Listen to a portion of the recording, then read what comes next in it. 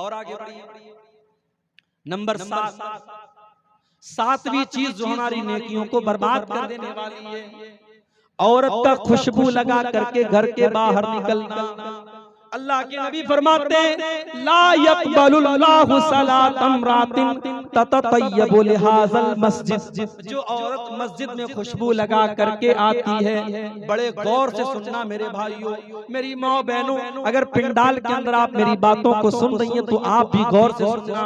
जो औरत मस्जिद में नमाज पढ़ने के लिए आ रही है, अल्लाह के नबी उसके बारे में फरमा रहे हैं, जो औरत खुशबू लगा करके आती है मस्जिद में नमाज पढ़ने के लिए, उसकी नमाज अल्लाह ताला कबूल नहीं करेगा।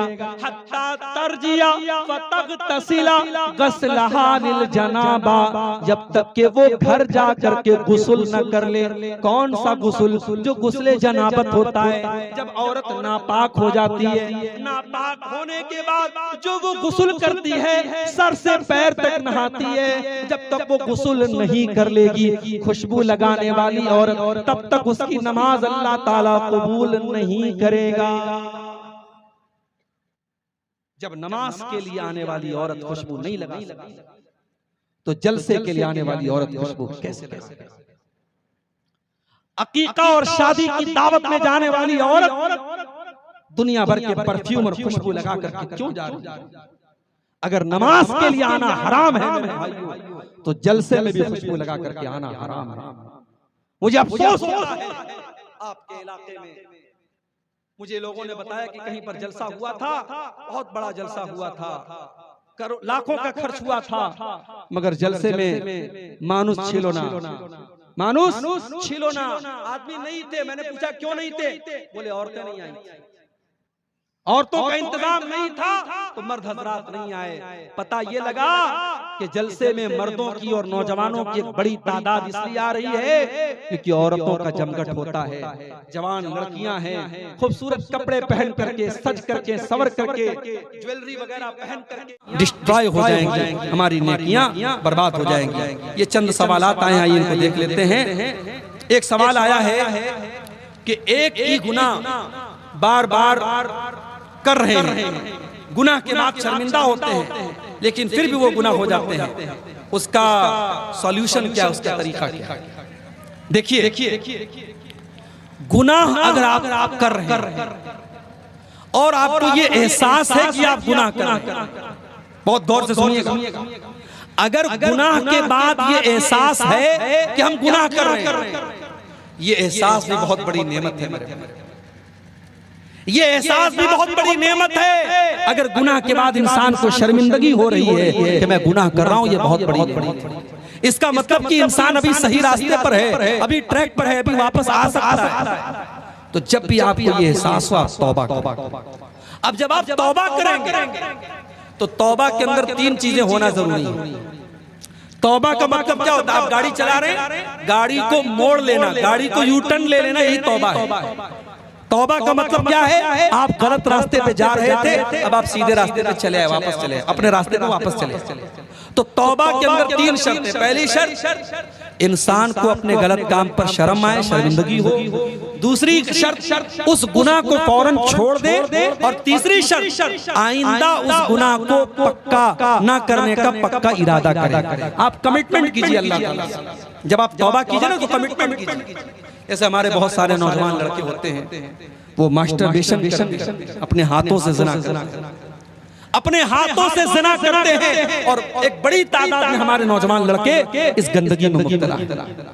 और डॉक्टरों की बात तो मैं नहीं जानता, लेकिन हकीमों का कहना है कि ये नौजवान लड़कों की शादीशुदा जिंदगी के लिए ये चीज बड़ी खतरनाक है। जो लड़के इस बीमारी में मुब्तला होते हैं, आगे जब शादी होती है उनकी शादीशुदा जिंदगी बर्बाद हो जाती है।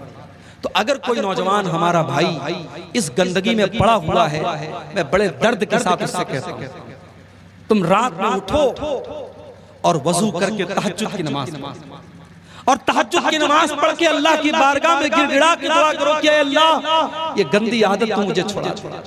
और अगर ये गंदी आदत आपको मोबाइल की वजह से हो रही है, आप कसम खा लीजिए कि मैं रात में इशा के बाद मोबाइल नहीं चलाऊंगा। आप कसम खा लीजिए कि मैं रात में इंटरनेट इस्तेमाल नहीं करूंगा। जब तक आप ऐसा कोई कमिटमेंट नहीं करेंगे आप बुराई पर कंट्रोल नहीं पा सकते। शैतान हमारी खून की रगों के साथ दौड़ रहा है, शैतान हम सब के साथ लगा हुआ है मेरे भाइयों, इसलिए हमें अपने आप को मजबूत बनना पड़ेगा। एक सवाल ये आया है कि मिंबर जो है वो पत्थर का होना चाहिए या लकड़ी का। जैसे बहुत सारी मस्जिदों में पत्थर का मिंबर है, जैसे जामिया सल्फिया और जामिया इमाम इब्न तैमिया में तो मिंबर जो है वो वहाँ पे पत्थर का बना हुआ है। देखिए अल्लाह के रसूल सल्लल्लाहु अलैहि वसल्लम के ज़माने में पहले जब आप खुतबा देते थे तो लकड़ी के तने पर और बाद में एक औरत ने अल्लाह के नबी से ख्वाहिश जाहिर की कि मैं चाहती हूं कि आप इस लकड़ी के तने के बजाय मिंबर और उसने उसका लड़का जो बढ़ई का काम करता था, कारपेंटर था, अपने बेटे से कह करके उसने खूबसूरत लकड़ी का मिंबर बनवाया। तो अल्लाह के नबी के दौर में लकड़ी का मिंबर था, मगर अल्लाह के नबी ने कोई ऐसी शर्त नहीं लगाई थी कि लकड़ी ही का हो। बाद में पत्थर का और इसी तरीके से ईंट और गारे का भी मिंबर हरम में, मस्जिद नबी में और मक्के में इस्तेमाल हुआ और आज भी दुनिया में हो रहा है। तो इसमें कोई मसला नहीं है, लकड़ी का भी इस्तेमाल किया जा सकता है और पक्का पत्थर का भी इस्तेमाल किया जा सकता है। जिसको जहाँ जैसी सहूलत हो वो कर सकता है। लकड़ी वाले मिंबर में ये होता है कि फिर उसको जो है संभालना पड़ता है, उसको रखना पड़ता है, और एक बार अगर उसको बाकायदा पक्का बनवा दिया तो फिर कोई मसला नहीं, हमेशा के लिए वो बन जाता है। तो दोनों सूरतें जायज है, उसमें कोई शरीयत की तरफ से पाबंदी नहीं है। एक सवाल ये आया है कि तशहुद की उंगली से कब कब इशारा करना चाहिए। आपकी एक वीडियो में देखा हूं कि आप कह रहे हैं कि तशहुद में जब जब दुआ आए तब तब इशारा करना। बिल्कुल सही आपने सुना है, मैंने वीडियो में ये बात कही और आज फिर कह रहा हूं कि हदीस में ये आता है कि अल्लाह के नबी तशहुद में अपनी उस उंगली से इशारा करते, अपनी इस उंगली से इशारा करते थे। अब इशारा जो है, इशारा का मतलब उंगली उठाना। अब उंगली आपको जो उठाना है तो ये उठाने का सिलसिला अत्तहियात से लेकर के सलाम फेरने तक रहेगा, ये पूरे तशहुद में। और हदीस में दूसरा लफ्ज आता है युहर्रिकुहा, अल्लाह के नबी इस उंगली को हरकत देते थे। कब हरकत देते थे? यदऊ बिहा, जब आप दुआ करते थे। अब मिसाल के तौर पर आप पढ़ते हैं अत्तहियातु लिल्लाहि वस्सलावातु वत्तय्यिबात, अब ये अल्लाह की तारीफ है, ये दुआ नहीं है। उसके बाद कहते हैं अस्सलामु अलैका अय्युहन नबी, ये दुआ है, आप नबी पर सलाम पढ़ रहे हैं, दुआ है। अब यहाँ पे आप हरकत देंगे वस्सलामु अलैना व अला इबादिल्लाहिस सालिहीन, अब ये भी दुआ है, यहाँ पे आप हल्की हल्की हरकत देंगे। उसके बाद अशहदु अल्ला इलाहा इल्लल्लाह व अशहदु अन्ना मुहम्मदन अब्दुहु व रसूलुहु, ये दुआ नहीं है, इस पर आप उंगली को ऐसे फिक्स रखें। उसके बाद आप दरूद शरीफ पढ़ते अल्लाहुम्मा सल्लि अला मुहम्मद व अला आलि मुहम्मद, अब ये दुआ है, पूरा दरूद शरीफ दुआ है। आप पूरे दरूद शरीफ के दौरान हल्की हल्की हरकत देंगे। उसके बाद आप दुआ पढ़ते अल्लाहुम्मा इन्नी ज़लमतु नफ्सी ज़ुल्मन अल्लाहुम्मा इन्नी ज़लमतु नफ्सी ज़ुल्मन फग़फ़िर ज़ुनूबा ला यग़फ़िरु ज़ुनूबा इल्ला अंता। अब ये पूरी दुआ है, अल्लाहुम्मा इन्नी ज़लमतु नफ्सी ज़ुल्मन, ये पूरी दुआ है। इस दुआ के दौरान आप हल्की हल्की हरकत करें। अल्लाहुम्मा इन्नी अऊज़ु बिका मिन अज़ाबि जहन्नम व अऊज़ु बिका मिन अज़ाबिल क़ब्र व अऊज़ु बिका मिन फ़ितनतिल मसीहिद दज्जाल। अब ये पूरी दुआ है, तो जहाँ दुआ है वहाँ आप उंगली को हरकत देंगे। हदीस की रोशनी में यही सही मालूम होता है और शेख इब्न उसैमीन वगैरह का यही फतवा है। लेकिन ये कोई पाबंदी नहीं है, कोई शर्त नहीं है। अब कोई आम आदमी है, उतना पढ़ा लिखा नहीं है, तो थोड़ा थोड़ा हरकत देता रहे, और जो समझदार है और उसको समझ में आ रहा है कि यहाँ पे दुआ है, यहाँ पे दुआ नहीं है, तो जहाँ पे दुआ है वहाँ पे हरकत दे। ये ऐसा कोई मसला नहीं है जिसको लेकर के बहुत परेशान हो जाए।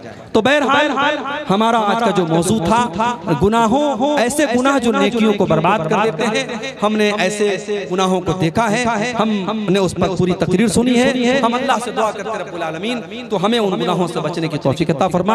आज के इस प्रोग्राम जिन भाइयों ने मेहनत की, कोशिश की और जिस इदारे के लिए आज का ये प्रोग्राम मुनक्किद हुआ, अल्लाह इस इदारे को तरक्की अता फरमाए। अल्लाह इस इदारे से पढ़ने वाले बच्चों को दीन का हाफिज और आलिम बनाए। रब्बुल आलमीन हमारे जमा होने को कबूल फरमाए। रब्बुल आलमीन हमें कहने सुनने से ज्यादा अमल करने की